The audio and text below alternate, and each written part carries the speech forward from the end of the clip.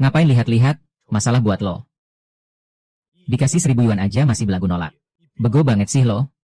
Cuma ngandelin hasil nyari ginseng liar kayak gitu. Sampai mati pun hidup lo nggak bakal berubah. Kenapa? Emangnya lo bapak gue?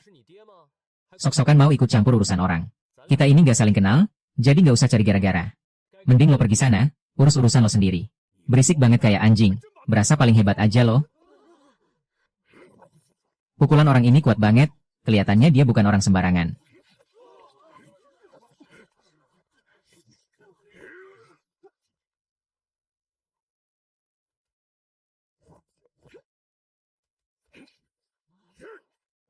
Ini bukan gaya bertarung orang biasa. Gerakannya dirancang khusus buat membunuh. Kalau aja aku cuma orang biasa, mungkin sekarang aku udah cacat dibikin sama dia. Cukup. Zheng Xin, kita bayar kamu mahal-mahal itu buat kerja. Bukan buat nindas warga biasa. Kamu pikir kamu udah hebat? Enggak, bos. Dek, maaf ya, temanku ini emang suka kelewatan kalau main tangan. Aku minta maaf atas namanya. Walaupun kita nggak bisa kerja sama, tapi aku salut sama kamu.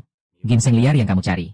Kualitasnya emang luar biasa. Makasih, temanku ini emang paham banget soal Seluk-Beluk gunung. Tapi dia nggak bisa berantem. Tolong jagain dia, ya, tenang aja. Aku tahu apa yang harus kulakukan. Ya udah, yuk kita berangkat sekarang. Bro, akhirnya lo dateng juga. Sini masuk. Bos, kali ini gue bawa barang langka. Kita berdua bakalan kaya mendadak. Bahkan hidup lo bisa berubah total gara-gara barang ini. Aduh, lo bikin gue penasaran aja. Cepetan keluarin, biar gue bisa lihat langsung. Gila, kualitas barang ini jauh lebih bagus dibanding ginseng umur 50 tahun yang kemarin. Ginseng liar umur 70 tahun kayak gini bener-bener langka banget. Bro, lo mau lepas ginseng ini di harga berapa? Sebut aja angkanya. Bos, kan tadi udah gue bilang. Ginseng ini bisa ngubah nasib lo. Bawa aja barang ini ke Hong Kong buat dikemas rapi. Terus masukin ke balai lelang ternama. Setelah itu, lo tinggal santai-santai menikmati hidup. Dan gak usah kerja keras lagi seumur hidup. Hong Kong, balai lelang. Hal-hal kayak gini harusnya gak dipahami sama petani gunung biasa. Deal, 4.000 pun jadi. 4.000, bang, barang ini gue ambil. Kalau lo jalanin bisnis ini sesuai saran gue, lo minimal bakal dapat untung 10 kali lipat. Dan itu baru perkiraan kasarnya aja. Harganya 10 yuan per lembar. Ternyata dia. Ada apa ini? Kenapa bikin malu abang ini di depan umum? Lihat tuh, mukanya sampai pucat begitu. Kalau bukan masalah besar, mending disudahi aja. Gak usah diperpanjang lagi. Bro, ternyata lo. Tadi kita lagi santai minum teh di pinggir jalan. Tapi orang ini malah ngeliatin gue terus. Makanya gue samperin buat nanya ada masalah apa. Jelas-jelas dia nyari ribut, kan? Gimana luka kalian? Udah pada sembuh? Udah sembuh kok. Untung waktu itu lo masih kasihan sama kita. Kalau panah yang nembus lengan gue waktu itu masih nancep di dalam. Wah, bakal repot banget urusannya. Ya udah, kali ini tolong hargai gue. Masalah ini kita anggap selesai sampai di sini. Daripada gabut, mending lo banyak-banyak baca buku. Lo pasti gak mau kan seumur hidup cuma mendekam di tempat terpencil ini. Dan hidup biasa-biasa aja tanpa pencapaian. Permisi, bang. Orang-orang di daerah kami memang agak kasar. Jadi kalau ada sikap mereka yang bikin tersinggung, mohon dimaafkan. Kami benar-benar minta maaf kalau sudah membuat Anda tidak nyaman. Kok kamu bisa tahu kalau saya bukan orang sini? Wilayah komune kami ini kecil. Siapa saja yang tinggal di sini, saya hafal di luar kepala. Ditambah lagi setelan jas formal yang kamu pakai. Serta wibawa kamu, jelas kelihatan menonjol banget. Di kehidupan sebelumnya saat aku di Shangjing, aku sering banget berurusan dengan pria ini. Asal ada hubungannya dengan bisnis dan ekonomi, dia hampir bisa menyelesaikan segalanya. Sebenarnya ada masalah apa, bang? Teman saya ini emang orangnya belak-belakan. Kalau salah bicara sedikit, bisa-bisa malah salah paham. Istri saya sudah menderita menemani saya selama 2 tahun terakhir ini. Dia kelelahan sampai jatuh sakit, dan kesehatannya benar-benar menurun drastis. Sekarang dia sangat butuh ginseng gunung liar yang usianya di atas 10 tahun. Untuk dibuat ramuan herbal demi memulihkan kondisinya. Saya dengar kabar kalau di daerah komune ini, urusan bakal lebih gampang kalau kita punya banyak kenalan orang lokal. Makanya saya berniat buat nanya ke dia. Wah, barang kayak gitu susah banget dicarinya. Ginseng di sekitar sini udah habis digali orang. Kalaupun nyari sampai ke hutan pedalaman, belum tentu dalam waktu setengah bulan kita bisa nemuin satu pohon pun. Kebetulan, aku punya ginseng liar yang sudah berumur 15 tahun. Ambillah, Kak. Gunakan ini sebagai obat untuk istrimu. Melihat dari pembawaanmu, aku tahu kakak bukan orang biasa. Pakai saja dulu ginseng ini. Soal uang, kita bisa bicarakan lagi nanti setelah keadaanmu membaik. Dek, kamu dari desa mana? Begitu aku punya uang, aku akan langsung mengantarkannya padamu. Aku Li Changhai dari desa Taoshan.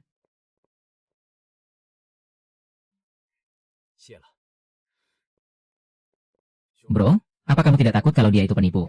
Lihat saja penampilannya yang sekutu buku itu. Dia cuma pria lemah yang tidak berguna. Kawan, jangan pernah menilai orang dari luarnya saja. Siapa yang tahu kalau di masa depan nanti, dia akan menjadi orang yang sangat berpengaruh. Sudahlah, pikirkan baik-baik apa yang baru saja kukatakan padamu.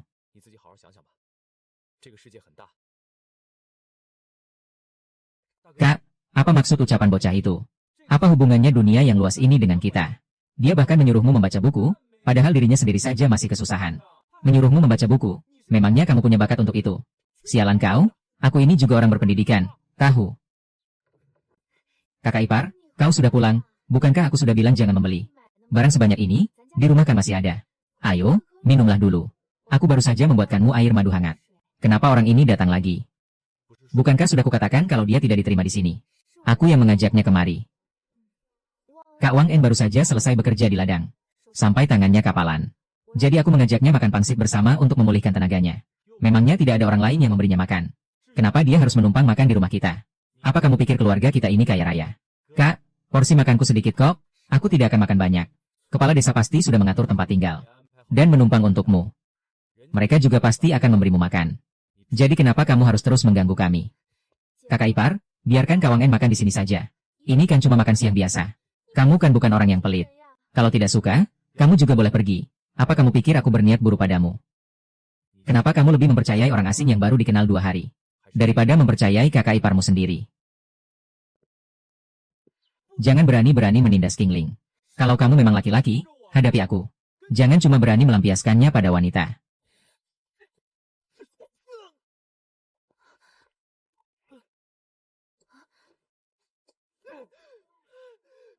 Berani sekali kamu memukulku, aku ini pemuda terpelajar. Yang datang langsung dari kota. Beraninya orang desa miskin kayak kamu. Mukul pemuda terpelajar kayak aku. Apa kamu gak tahu hukum? Heh, kamu benar. Di halaman rumah ini, kamu gak bakal bisa bertingkah seenaknya. Dasar gak tahu diuntung. Sekarang juga, pergi dari sini. Kalau pergi sekarang, aku gak bakal memperpanjang masalah ini. Tapi kalau enggak, jangan salahkan aku kalau bertindak kasar. Awas kamu ya. Mengingat betapa kejamnya sang kakak ipar dulu. Si adik pun merasa ngeri karena sempat berani membantahnya. Dia takut kalau kakak iparnya itu akan memukulnya. Seperti saat dia menyiksa kakaknya dulu. Dengan gemetar, sang istri memohon, adikku cuma penasaran sama ceritanya. Dia tahu dia salah. Tolong jangan pukul dia. Kalau mau mukul, pukul aku aja. Mendengar itu, sang suami langsung menenangkan istrinya. Sayang, mana mungkin aku tega mukul kamu. Aku cuma mau melindungi kalian. Sebelumnya kepala desa udah nemuin aku, dan aku udah tegas menolak untuk menampung pemuda kota itu. Lagi pula, cuma laki-laki yang paling tahu isi kepala laki-laki lain. Mata bocah itu terus-terusan ngeliatin kamu. Dan dia sengaja cari alasan biar bisa numpang di rumah kita. Niat busuknya itu udah kelihatan jelas banget. Namun sang adik membela, kakak ipar, kamu gak tahu apa-apa tentang dia. Kak Wang En itu orang baik. Melihat tingkah adiknya, sang suami sadar kalau gadis ini sedang di fase pemberontakan. Semakin dilarang keras, dia justru akan semakin mendekati pria itu. Satu-satunya cara adalah membiarkannya merasakan sendiri kerasnya dunia. Agar dia bisa paham mana orang yang tulus dan mana yang tidak. Pekerjaan ternyata berjalan cepat, dan besok mereka sudah bisa mulai membangun. Rencananya, besok mereka akan mulai menggali fondasi terlebih dahulu. Sore harinya, dia akan membeli semua bahan bangunan yang diperlukan, agar lusa pagi pembangunan bisa langsung berjalan. Namun, perkiraan kasarnya, uang 500 yuan miliknya ini, pasti akan langsung habis besok, meskipun sudah dihemat sebisanya. Dia pun menjawab santai, gak masalah, nanti aku tambah lagi. Yang penting rumah kita ini bisa dibangun dengan kokoh dan bagus. Mendengar itu, sang paman menasihati, kamu ini, meskipun punya uang, jangan boros begitu. Ini sih namanya buang-buang uang. Dia pun tersenyum, Kak, jangan terlalu khawatir soal uangku. Kan kita semua pengen hidup yang lebih layak. Setelah urusan ini selesai dalam 2 hari, kamu harus bawa kakak ipar ke rumah sakit di kota untuk periksa. Masalah belum punya anak ini bakal terus jadi penyesalan. Dan kita gak boleh terus-terusan menghindar. Kalau gak, nanti pas kita udah tiada, kita gak bakal punya muka buat ketemu para leluhur. Sang kakak hanya bisa menghela napas, nanti sajalah, masalah seperti ini rasanya memalukan sekali. Kalau sampai dia benar-benar pergi ke kota kabupaten dan ketahuan orang desa, mau ditaruh di mana mukanya nanti, dia pasti bakal malu setengah mati. Dia orangnya. Benar, dia orangnya. Wah, ada sosok penting apa nih yang datang? Sampai-sampai Komandan Kompi pun ikut turun tangan. Kenapa? Mau menangkap dan mengarahku keliling desa. Kak Changhai, jangan bercanda dong. Mana berani aku melakukan itu? Aku kesini cuma mau cari tahu apa yang sebenarnya terjadi. Changhai, Kamrat Liu Wangen ini orang kota. Dia itu kaum terpelajar. Bukan orang kasar seperti kita. Kalau sampai dia terluka, bisa gawat urusannya. Itu karena dia sendiri yang cari penyakit, sahut Chang Hai kesal. Bukannya aku tidak menghargaimu. Kamu kan sudah menyiapkan tempat tinggal untuknya. Tapi kenapa dia masih saja bermuka tembok datang ke rumahku untuk numpang makan? Kalau bocah ini berani menginjakkan kaki di rumahku lagi. Apalagi sampai berani menggoda adik iparku. Aku bakal menghajarnya setiap kali melihat mukanya. Dan setiap pukulan bakal jauh lebih menyakitkan. Kalau tidak percaya, suruh saja dia coba. Kenapa? Memangnya kepala desa pun tidak bisa mengaturmu. Aku dan Qin Lian itu sudah seperti sahabat dekat sejak pertama kali bertemu. Kami berteman, sedangkan kamu cuma kakak iparnya. Atas dasar apa kamu melarang kami berteman? Dasar bajingan, keadilan itu milik rakyat. Dan kebenaran akan selalu berpihak pada kita. Paman, pemuda seperti dia ini. Sebaiknya jangan pernah diterima lagi di desa kita. Dia hanya akan merusak reputasi desa kita saja. Tenang saja, aku akan memastikan bocah ini tidak akan pernah menampakkan batang hidungnya lagi di depanmu. Dan yang terpenting, dia tidak akan bisa mendekati keluargamu lagi. Terima kasih banyak. Chang Hai, Qin Lian itu masih sangat polos. Apalagi dia sangat cantik. Jangan sampai dia dimanfaatkan oleh berandalan seperti itu. Tunggu, kenapa ucapan kakak terdengar seperti sedang menyindirku ya? Tapi tak butuh waktu lama bagi Chang Hai untuk menyusun sebuah rencana. Adik Li, sungguh tidak disangka kamu bakal datang menemui kakak ipar. Kakak ipar, kedatanganku kali ini sebenarnya ada hal penting yang ingin ku minta tolong. Kakak ipar paham kok, kamu datang ke orang yang tepat. Kakak ipar ini sudah banyak makan asam garam. Jadi aku mengerti betul apa yang kamu butuhkan. Aduh, kakak ipar. Bisa tidak sih pikirannya jangan kemana-mana dulu. Kalau kakak ipar tidak mau mendengarkan urusan penting ini, lebih baik aku pergi saja sekarang. Bilang aja, apa sih yang kakak ipar nggak bisa bantu? Pasti bakal kakak bersin sampai tuntas. Tapi bro, apa ini nggak berlebihan? Alah, berlebihan apanya? Lagian kan, nggak cuma kamu sendiri, kakak ipar. Kamu kan orang paling hebat di desa kita. Jangan mendadak ciut gini dong. Kakak iparmu ini bukan penakut, ya? Tenang aja. Serahin semua masalah ini ke kakak. Dijamin semuanya bakal beres tanpa sisa. Pak Kades, sebenarnya siapa sih pemuda itu? Sampai-sampai Anda pun kelihatan takut padanya. Takut apanya? Mereka semua kan wargaku. Aku cuma agak heran aja. Wang En, ngapain sih kamu cari masalah terus? Sama gadis kecil itu. Kalau kamu merasa pekerjaan di ladang kurang banyak, sini biar ku tambah biar kamu makin sibuk. Pak Kades, jujur saja aku suka sama Kingi. Gimana kalau Anda bantu comblangin kami? Kalau nanti aku punya kesempatan pergi dari sini, aku pasti bakal bawa dia buat hidup enak. Coba dengerin omonganmu sendiri. Realistis enggak? Semua yang perlu kukatakan sudah kukatakan. Intinya cuma satu. Jangan pernah usik Su Qinglian. Dan jangan cari masalah sama keluarga Li Chang Hai. Kalau enggak, kamu sendiri yang bakal babak belur. Cih, dasar sekumpulan orang penakut, melarangku ini itu. Tapi aku malah makin penasaran. Begitu aku berhasil mendapatkan Su Qinglian. Semarah apapun Li Chang Hai nanti, dia terpaksa harus berurusan denganku. Bahkan istrinya pun bakal kubuat bertekuk lutut sekalian. Kita lihat saja apa dia masih berani macam-macam. Sayang, hari ini aku beli selai hawthorn. Nanti malam kubuatkan babi asam manis untuk kalian. Kakak ipar, kamu bisa bikin babi asam manis yang teksturnya renyah di luar, terus rasanya asam manis segar itu. Tentu saja, masakan kakak iparmu ini gak ada tandingannya. Hari ini bakal kutunjukkan keahlianku. Wah, asyik banget, aku dan kakak paling suka makan babi asam manis. Tapi biasanya cuma bisa makan pas hari raya saja. Keberuntungan apa yang merasuki Li Chang Hai ini? Bisa-bisanya dia berburu babi hutan sebesar itu. Dagingnya pasti nggak bakal habis sampai tahun depan. Harum banget lagi.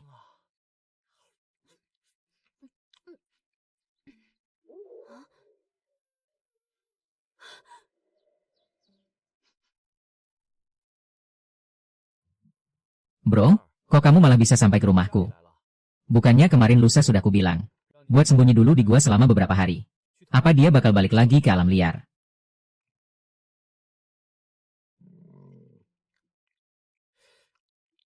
Gila, udah berapa lama coba dia nggak makan? Saking doyan sayuran, dia sampai nggak tertarik lagi sama daging. Mas, kucing besar ini lucu banget deh. Gimana kalau kita biarkan dia tinggal di sini? Lagi pula, dia nggak bakal makan banyak daging kok sehari-harinya. Nanti kalau lukanya udah sembuh, dia juga bisa berburu sendiri. Terserah dia aja, mau pergi silakan. Mau tinggal juga boleh. Tapi kalau emang tahu diri, besok-besok pas aku ke gunung lagi, dia harus ikut bantu berburu. Dek, tolong cuci piringnya ya. Kakak iparmu udah capek banget nih. Hewan ini kalau tidur malam moroknya kencang banget. Udah kayak suara traktor. Untung aja peredam suara kamar kita lumayan bagus. Kalau enggak, mana ada yang bisa tidur nyenyak. Sayang, nanti aku mau pergi ke gunung sebentar ya. Kalau bisa istirahat, mending istirahat aja. Capek juga kan kalau harus mondar-mandir terus di luar. Lagian, nyari hasil hutan kayak gini terus-terusan kayaknya bukan solusi jangka panjang. Kita harus cari pekerjaan yang lebih stabil. Tenang aja, suamimu ini tahu apa yang harus dilakukan. Kalau soal hal lain aku nggak berani jamin. Tapi kalau soal urusan cari duit, di seluruh desa ini, kalau aku ngaku nomor 2, nggak bakal ada yang berani ngaku nomor 1. Ih, kakak ipar gak malu apa ngomong begitu? Padahal di desa kita ini ada ribuan orang loh. Mana mungkin aku bohong? Makanya, ikutin aja langkah kakak iparmu ini. Nanti bakal kubawa kamu melihat dunia luar. Siap? Kalau gitu aku harus selalu setia berada di samping kakak. Dan menjadikan kakak ipar sebagai panutanku. Hei kawan, kalau lihat mangsa jangan ragu-ragu. Langsung sergap dengan cepat. Dulu kan kamu ini penguasa gunung. Sekarang kakimu kan udah hampir sembuh total. Tunjukkan dong kemampuanmu yang sebenarnya. Jangan-jangan dia cuma modal tampang doang dan gak bisa apa-apa.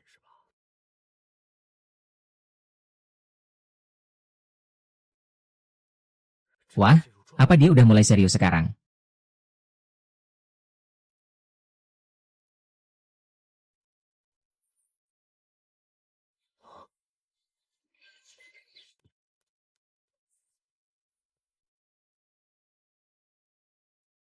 Sebenarnya gak masalah sih, lagian kakimu kan belum sembuh total.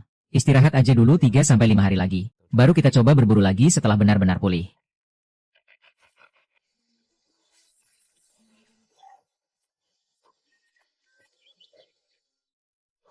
Pantas aja orang-orang menyebut hewan ini rusa bodoh. Ternyata sebutan itu emang benar adanya. Rasa ingin tahunya tinggi banget sampai bikin heran. Gila, hebat juga, beratnya pasti ada sekitar 25 kilo. Tapi gigitannya kuat banget dan gak lepas sama sekali. Kulit dan bulunya juga masih mulus. Kalau dijual, ini bisa laku sekitar 10-20 yuan. Lumayan juga. Kerja bagus, kawan. Cuma dengan satu rusa ini aja. Aku udah bisa ngasih kamu makan kenyang selama sebulan penuh. Kalau besok-besok dibawa berburu, pasti bakal ngebantu banget dan bikin hemat tenaga. Gila, dia berhasil dapat lebih dari 20 ekor ikan huluzi. Ditambah 30 ekor ikan cuan dingzi. Belum lagi belasan kepiting lala dan 2 ekor bashima. Benar-benar panen besar hari ini.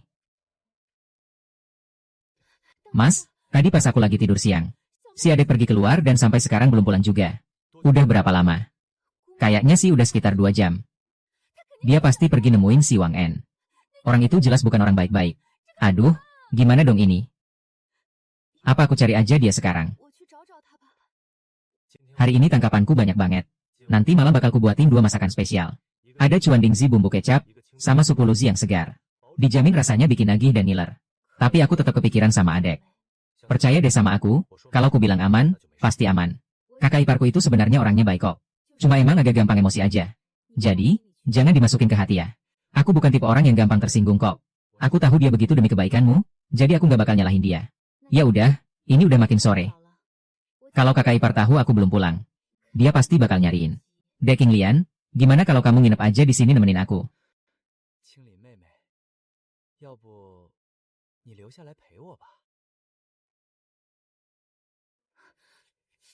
Kak Wang En, kamu mau ngapain? Aku cinta sama kamu, aku pengen nikahin kamu. Serahin aja dirimu ke aku sekali ini aja. Ternyata ucapan kakak iparnya benar, pria ini memang bajingan. Baru kenal beberapa hari saja, dia sudah menunjukkan sifat aslinya yang bejat. Deking Lian, tempat ini sepi banget. Gak bakal ada orang yang lewat sini. Kak Wang En, mending kamu jangan macam-macam. Kamu tahu sendiri kan kakak iparku kayak gimana. Kalau kamu berani nyentuh aku, dia gak bakal tinggal diam.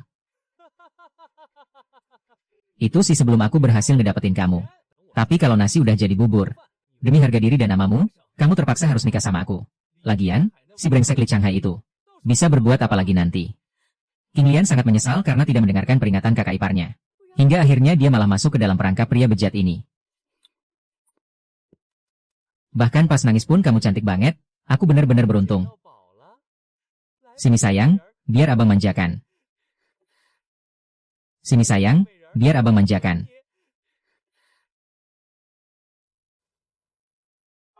Siapa kalian? Berani-beraninya ngeganggu. Kencan mesraku sama Deking Lian. Kami sebenarnya sudah mengikutimu dari tadi. Dan sudah menduga kalau kamu pasti berniat buruk. Tapi nggak menyangka kamu bakal secepat ini bertindak. Tapi baguslah. Dengan begitu tugas kami bisa selesai lebih cepat. Itu jauh lebih baik, Deking Lian. Cepat kemari. Aduh, berani-beraninya kalian memukulku, aku ini pemuda terpelajar. Seorang intelektual dari kota. Dan suatu hari nanti aku akan kembali ke kota. Kamu berniat jahat pada seorang gadis. Dan kami sebagai warga desa yang peduli. Menolongnya adalah tindakan yang benar. Pendidikan tinggimu itu kayaknya sia-sia saja ya. Cuy. Dek King Lian, jangan takut. Kami diutus oleh kakak iparmu untuk melindungimu. Dia sudah tahu kalau si Biaozi ini punya niat busuk. Terima kasih banyak. Kalau begitu, aku pulang dulu. Baiklah. Kalian mau apa? Ingat ya, kepala desa bertanggung jawab atas keselamatanku.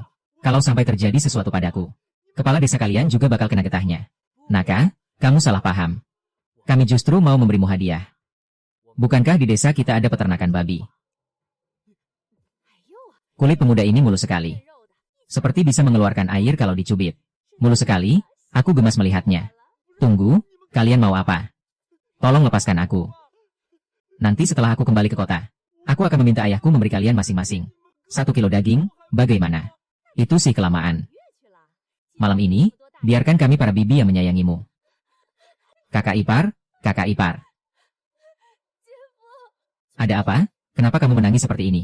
Dek, sebenarnya ada apa? Cepat katakan. Kamu membuat kami khawatir setengah mati. Kamu gak apa-apa kan? Apa ada yang terluka? Apa sih bajingan itu? Kak, aku gak apa-apa. Untung kakak ipar sudah menyuruh Erlengzi dan teman-temannya untuk melindungiku. Kalau tidak, aku pasti sudah. Sudahlah, yang penting kamu selamat. Itu sudah lebih dari cukup. Tapi kejadian ini bisa jadi pelajaran berharga. Biar kedepannya kita gak gampang percaya lagi sama orang asing. Sekarang kita makan dulu. Hari ini aku masak 2 jenis ikan. Kamu pasti bakal suka. Hari ini aku juga berhasil berburu rusa, beberapa ayam hutan, dan juga burung merpati liar. Besok semuanya bakal kubersihkan. Lalu kujemur biar awet buat stok makanan kita. Terus ada jamur jarum juga yang harus langsung dijemur besok pagi.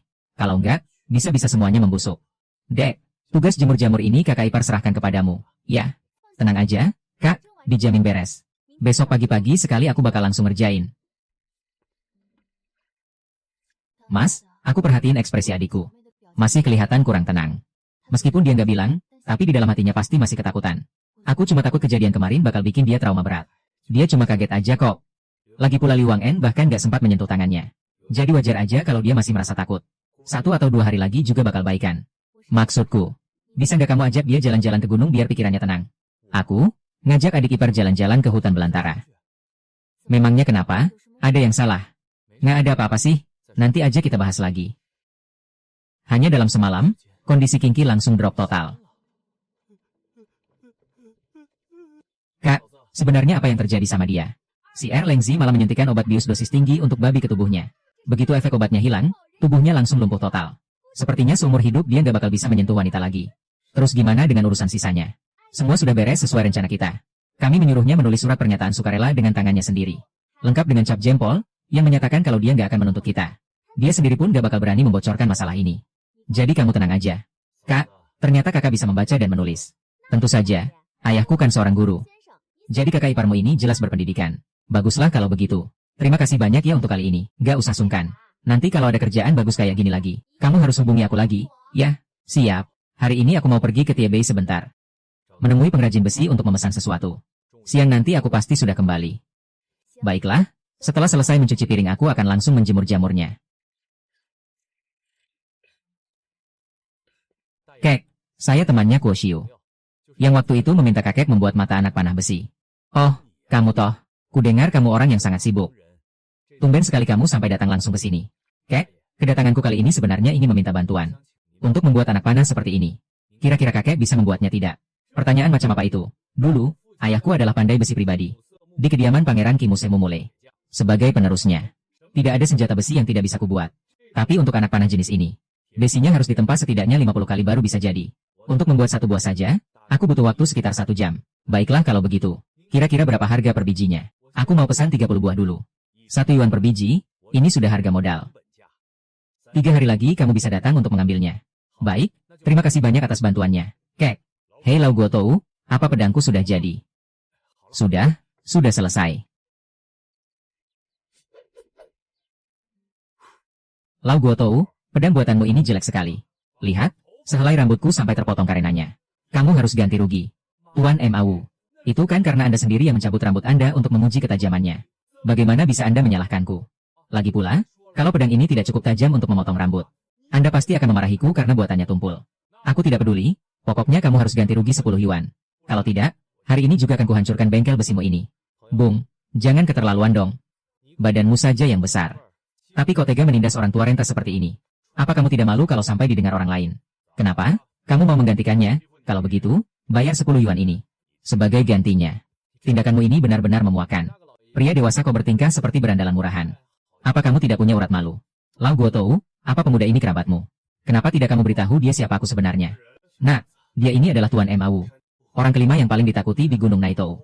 Mencari masalah dengannya, bukanlah ide yang baik. Cepatlah pergi dari sini. Biar aku saja yang menghadapi ini.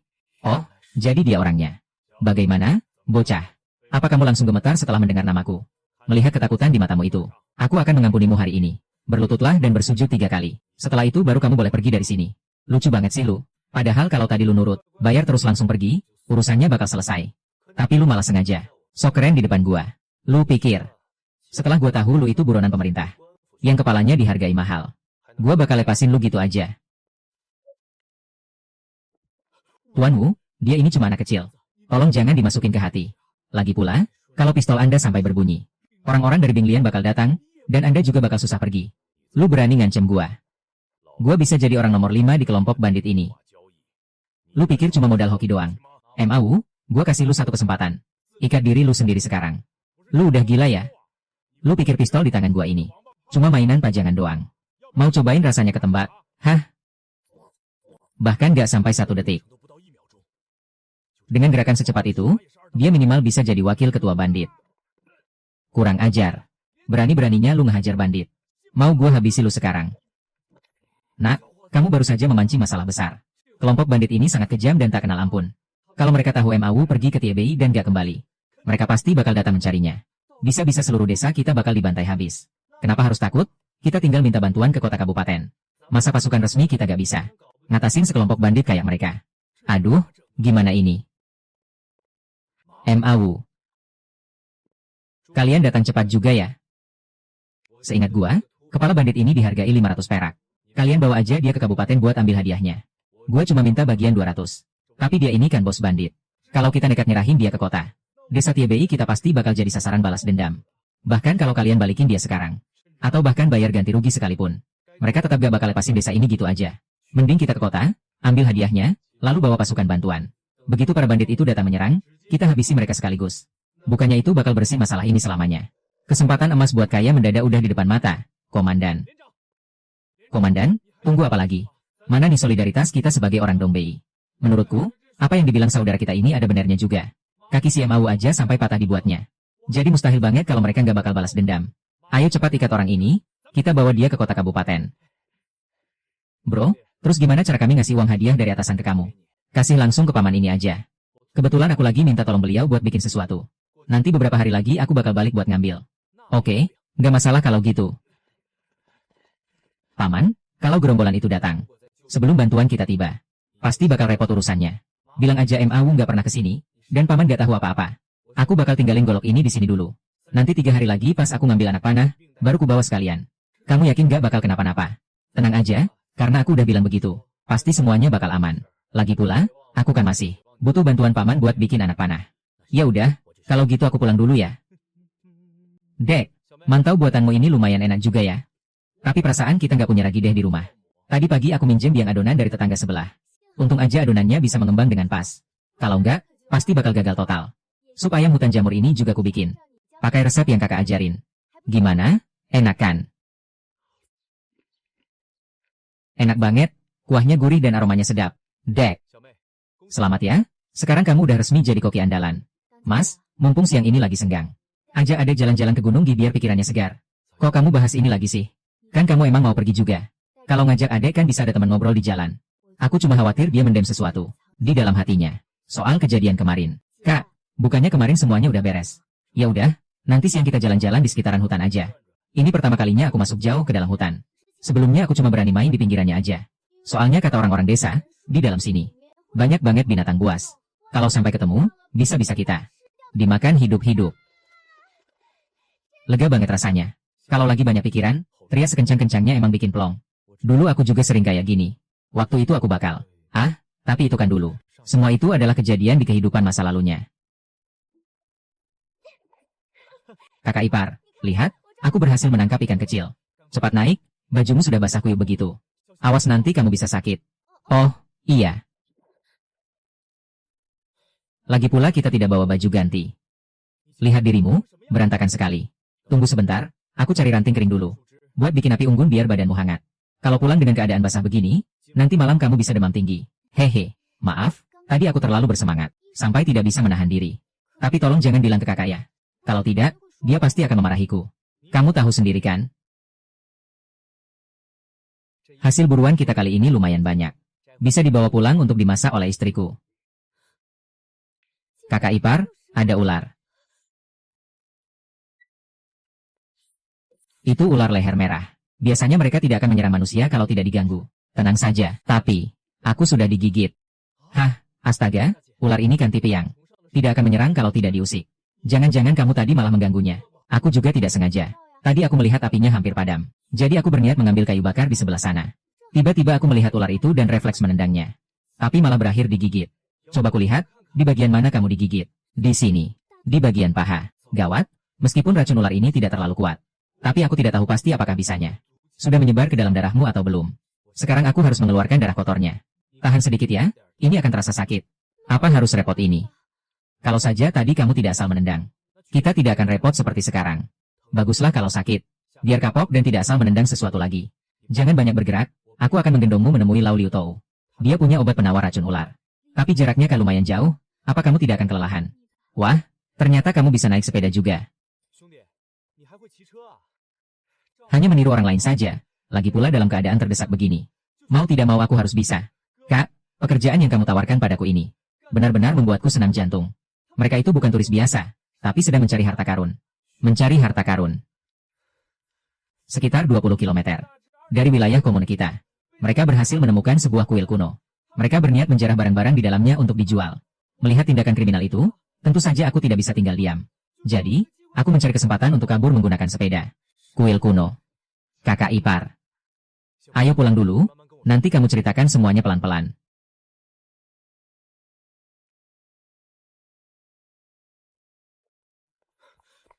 Bagaimana keadaannya? Kek, adik iparku digigit ular. Aku baru sempat memberikan pertolongan pertama seadanya.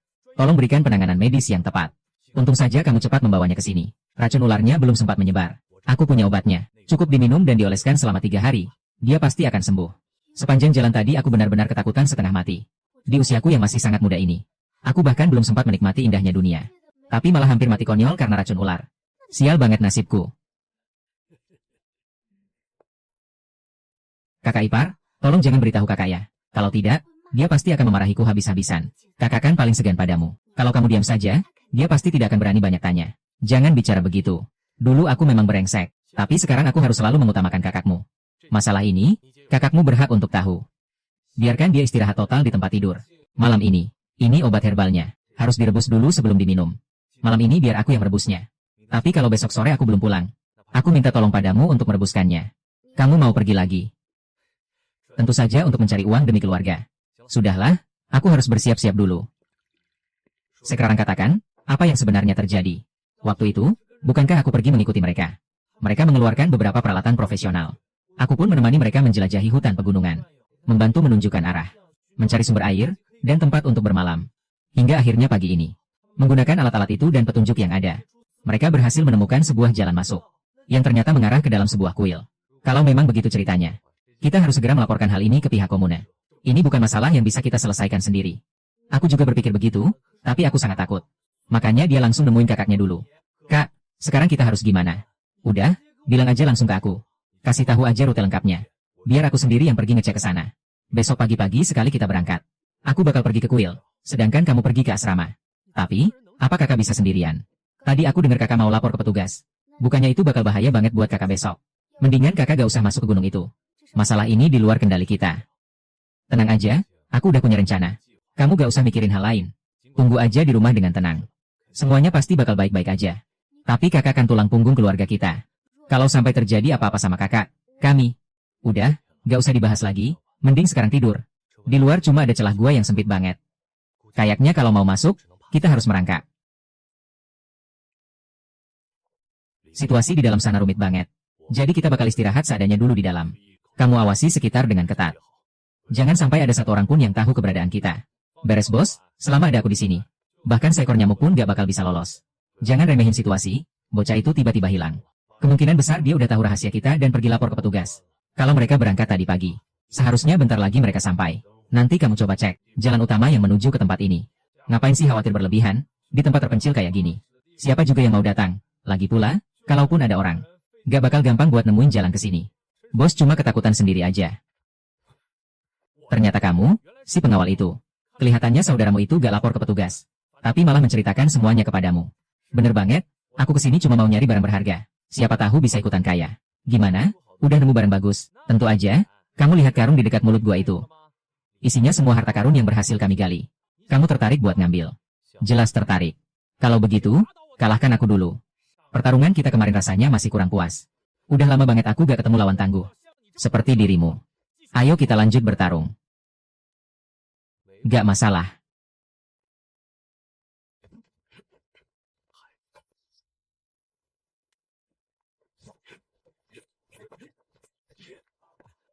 Luar biasa, benar-benar memuaskan, bahkan di arena pertandingan sekalipun.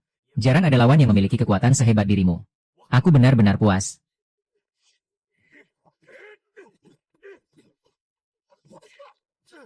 Sialan, kurang ajar. Sebenarnya jurus apa yang kamu gunakan tadi? Kenapa aku belum pernah melihatnya sama sekali?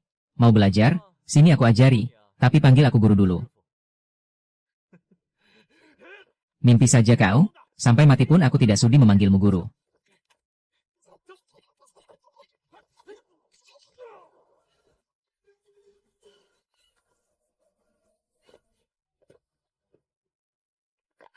Ada orang datang. Keluar.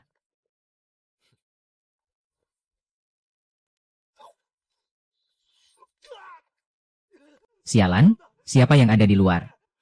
Cepat lepaskan kami, kalau tidak, begitu kami berhasil keluar dari sini. Aku pastikan seluruh keluargamu akan habis. Gawat, ini tidak bisa dibiarkan. Sialan si Zheng Xin itu. Padahal dia dikenal sebagai Raja Tinju Asia Tenggara. Tapi malah bisa dilumpuhkan dengan mudah tanpa suara. Apalagi di tempat terpencil seperti lembah ini. Benar-benar memalukan. Kak, sekarang kita harus bagaimana? Bagaimana kalau aku gunakan dinamit saja? Untuk memperlebar lubang gua ini. Dengan begitu, kalian bisa menerobos keluar. Tapi bagaimana kalau gua ini malah runtuh? Kita semua bisa mati terkubur di dalam sini. Teman, kami ini adalah anggota tim arkeologi. Kami hanya sedang melakukan penelitian di area ini. Biarkan kami keluar. Nanti akan kutunjukkan kartu identitas kami. Bagaimana kalau begini? Aku akan memberimu uang 2000 yuan. Kamu pergi dari sini sekarang juga. Dan kita anggap kejadian ini tidak pernah ada. Bagaimana? Uang 2000 yuan itu sudah lebih dari cukup untuk membuatmu hidup mewah. Dan bersenang-senang selama beberapa tahun. Kak, orang di luar itu sepertinya tidak mau diajak kerja sama. Aku akan melemparkan dinamit keluar. Cepat gali lubang ini sekarang. Kita harus memperlebarnya sebelum bala bantuan mereka tiba. Di luar sana paling hanya ada 1 atau 2 orang. Jika tidak, mereka tidak mungkin bertindak seperti ini. Hampir semuanya hanya barang dari tanah liat, paling hanya ada 5 atau 6 buah. Tapi benda yang satu ini ditaruh di bagian paling bawah. Bahkan sengaja dibungkus rapat. Menggunakan kain-kain bekas. Ini membuktikan kalau nilainya pasti sangat luar biasa. Tuan-tuan sekalian. Nah, di sini tempatnya, orang ini salah satu dari komplotan yang 7 itu. Sepertinya bantuan dari petugas sudah tiba. Bang, kamu nggak apa-apa. Aku aman, mereka semua sudah kukunci di dalam. Untung saja kalian datang tepat waktu. Karena mereka tadi sedang memperlebar lubang galiannya. Kalau kalian telat sedikit saja, nyawaku mungkin sudah melayang di tangan mereka. Ini semua barang antik dari tanah liat dengan ukiran yang sangat indah. Nilai sejarahnya sangat tinggi. Kawan, kamu sudah melakukan jasa yang sangat besar. Aku cuma bantu mengawasi mereka demi adikku ini. Jadi aku nggak butuh penghargaan apapun. Berikan saja semua jasanya pada adikku. Selain bajingan yang kubuat pingsan itu. Orang-orang di dalam juga nggak tahu siapa yang sudah mengurung mereka. Jadi, lebih baik aku pergi dulu sekarang. Biar mereka nggak dendam dan mencariku setelah bebas nanti. Meskipun barang buktinya cuma 6 buah keramik ini. Tapi ini sudah cukup untuk menjebloskan mereka ke penjara. Selama 2 atau 3 tahun. Tenang saja, kami jamin identitasmu. Tidak akan pernah bocor. Terima kasih banyak kalau begitu. Adikku ini yatim piatu sejak kecil. Hidupnya sangat serba kekurangan. Dengan memberikan penghargaan ini kepadanya, setidaknya masa depannya bisa sedikit lebih cerah. Lagi pula, dia yang pertama kali memergoki komplotan pencuri ini. Dan dia juga yang pergi melapor ke petugas. Aku kan cuma menjaga agar mereka tidak kabur. Gak melakukan hal besar lainnya, kan? Gong Feng Lo ini adalah milikku setengah. Dan juga milikmu setengah. Kalau ini adalah lencana militer. Kamu pasti sudah menyanyikannya dengan bangga. Sudah gede begini, gak usah pakai drama segala. Manfaatkan saja kesempatan ini dengan baik. Persaudaraan kita ada di dalam hati. Aku gak perlu mengumbar janji manis. Lihat saja nanti bagaimana aku membuktikannya. Ya sudah, kalau gak ada apa-apa lagi, aku pergi dulu. Kalau butuh bantuanku lagi, cari saja aku di desa kapan saja.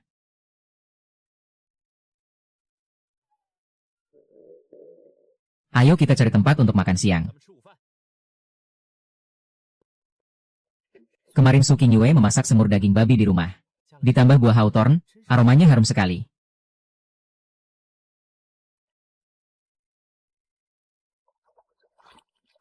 Barang ini benar-benar sangat berharga.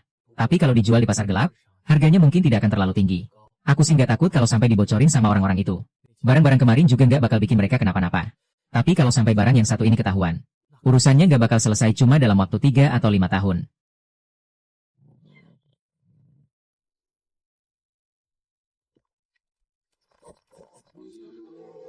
Masalahnya, granat tipe 14 ini dayanya terlalu kecil. Ditambah peluru 8 mm yang kekuatannya juga lemah. Jadi sama sekali nggak bisa menembus kulit tebal makhluk ini. Bahkan dari jarak 7 atau 8 meter pun, bau darah busuk dari mulutnya sudah tercium menyengat. Sialan, monster ini benar-benar nggak ada tandingannya.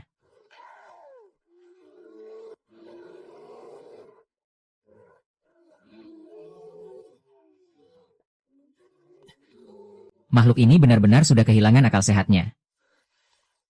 Menyerangnya dari atas bakal jauh lebih mudah.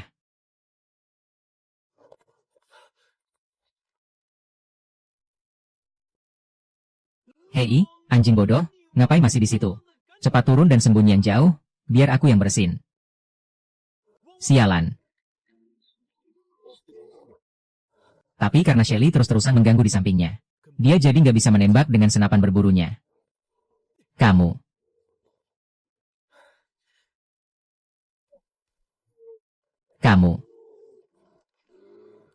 Apa orang-orang di novel yang bisa dengan mudah membunuh seekor beruang itu semuanya manusia super? Soalnya, merobohkan seekor beruang hitam ternyata susahnya setengah mati.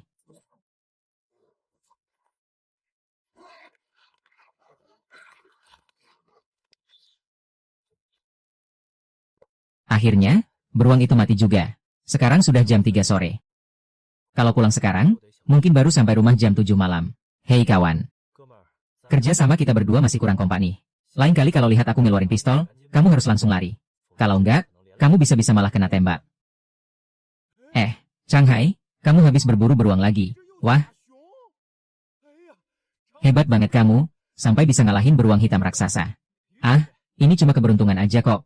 Tapi kemampuanmu ini udah hampir setara sama pemburu berpengalaman. Sepertinya posisi pemburu terbaik di komun kita. Bakal jatuh ke tanganmu deh. Omong-omong, kamu udah daftar kompetisi berburu nanti belum? Hadiah buat juara pertamanya 100 yuan. Loh, belum. Kalau gitu kamu harus coba daftar. Uang segitu kan setara sama penghasilan kita selama setengah tahun. Baiklah, kalau begitu aku pulang dulu ya. Kakak ipar, kamu hebat banget sih. Bisa-bisa dapat beruang sebesar ini. Beruang hitam ini baru aja mati, badannya masih kaku. Aku mau cari kakak dulu. Buat nanya gimana cara ngurus hewan ini. Masalahnya, beruang beda sama babi hutan. Kalau cuma berdua, kami gak bakal sanggup. Makan dulu baru pergi. Kalian berdua makan duluan aja, gak usah nungguin aku. Kalau beruang ini gak segera diurus, empedunya bisa rusak dan mencair. Empedu beruang ini nilainya mahal banget.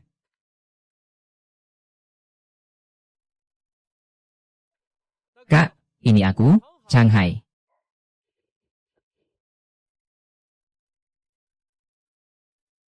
Shanghai, ada apa kamu kesini? Ini soal rumah itu. Aku baru aja berburu beruang dan membawanya pulang. Kira-kira kakak tahu siapa yang bisa bantu mengolahnya? Soalnya kalau cuma kita berdua, kayaknya nggak bakal sanggup.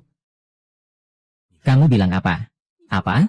Kamu berhasil memburu seekor beruang. Beruang hitam besar yang ada di dalam hutan itu. Iya, baru aja aku seret ke sini. Aku dengar ayahnya Emma Tuhu pernah mengolah beruang sebelumnya. Dia juga biasa menjagal babi di desa, jadi pasti udah berpengalaman. Ayo, aku antar kamu ke tempatnya. Huli, apa menurutmu orang tua ini masih kuat pegang pisau? Kenapa nggak sekalian aja kamu ajak ibumu? Orang tua kayak aku ini nggak butuh tidur apa? Kamu ini selalu aja bikin masalah. Bisa nggak sih sekali-kali bawa kabar yang benar? Ya, kalau ayah mau bantu. Dia janji bakal ngasih 2 pon daging babi. Dan upahku nanti bakal dihitung terpisah. Janji. Berapa banyak? 2 pon daging babi. Tunggu apa lagi? Ayo cepetan jalan, jangan bikin orangnya nunggu lama. Beruang ini baru mati kurang dari sejam yang lalu. Kondisinya masih bagus. Cepat ambil baskom dan siapkan air hangat bersuhu 60 derajat. Kek, buat apa air hangatnya? Kita siram dulu biar kulit empedunya mengencang. Jadi cairan empedu di dalamnya nggak bakal bocor. Setelah itu, gantung di tempat yang berangin sampai kering. Biar nanti bisa langsung dijual. Nak, beruang ini mau diapain? Tolong kuliti beruangnya. Kulitnya mau aku bikin mantel buat istriku nanti. Potong juga cakar beruangnya untuk dijual. Sisanya tinggal dipotong-potong aja buat dimakan dagingnya. Baiklah, beruang hitam ini beratnya sekitar 300 pon. Dan bisa menghasilkan sekitar 120 pon daging. Meskipun beruang ini lagi numpuk lemak buat musim dingin. Tapi sebagian besar dagingnya masih berserat padat. Apalagi rasanya agak sedikit asam. Dan baunya agak amis, jadi masaknya harus pakai banyak bumbu. Butuh usaha ekstra biar rasanya enak. Terima kasih banyak, Kek. Nanti selain 2 pon daging babi, kakek bawa pulang juga 2 pon daging beruang ini. Ternyata benar kata pepatah, memiliki orang tua di rumah bagaikan memiliki harta karun yang sangat berharga. Baiklah, aku akan langsung mulai sekarang. Cukup 2 jam saja, semuanya pasti beres. Karena hari sudah semakin larut. Dia menyuruh yang lain untuk tidur duluan jika sudah mengantuk.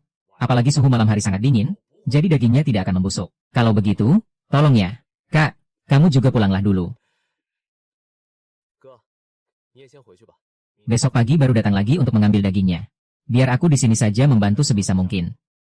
Tapi istrinya langsung menyela, mereka berdua kan ayah dan anak, apa sih yang tidak bisa mereka selesaikan? Kamu tidak perlu ikut campur dan khawatir berlebihan. Besok kan kamu masih harus membantu mengawasi pembangunan rumah. Kalau tidak istirahat sekarang, besok badanmu bisa lemas.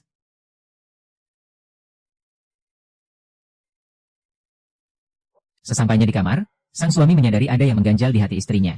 Sayang, apakah ada sesuatu yang ingin kamu katakan? Jangan dipendam sendiri ya. Sang istri pun menatapnya dengan cemas dan berkata, Mas, bisakah setelah ini kamu tidak nekat mengambil risiko lagi? Tahun depan kamu akan menjadi seorang ayah. Jika terjadi sesuatu yang buruk padamu di dalam hutan sana, bagaimana nasibku dan anak kita nanti? Belum lagi adikmu, tanpa dirimu, dia pasti akan ditindas oleh orang-orang di desa ini.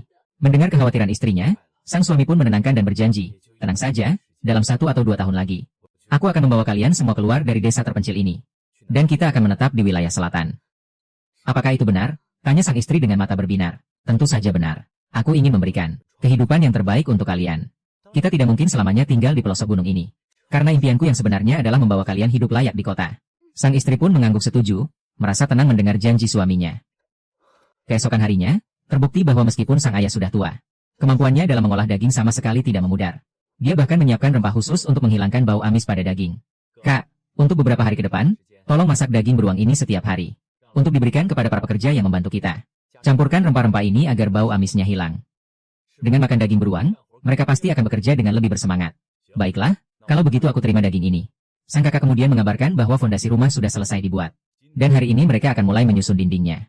Jika melihat desain yang kamu buat, dalam waktu setengah bulan lagi, seluruh halaman rumah ini pasti sudah selesai dibangun.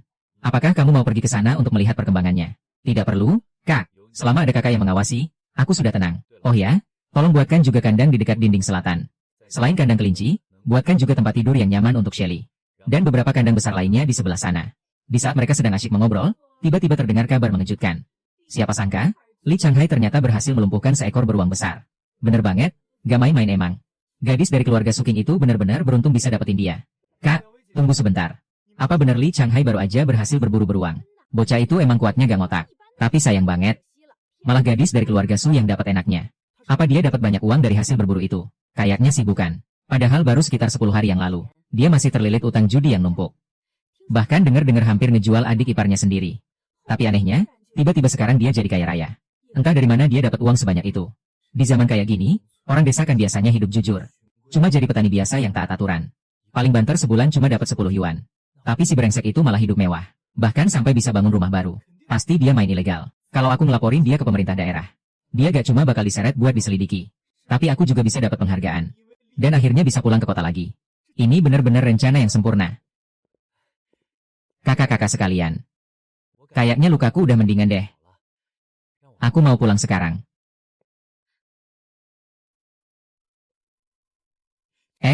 Bro, sini masuk, buruan duduk. Sayang, tolong buatin teh gih. Gila, banyak banget ginsengnya. Cuma dalam waktu setengah bulan. Aku udah borong hampir semua ginseng di wilayah ini.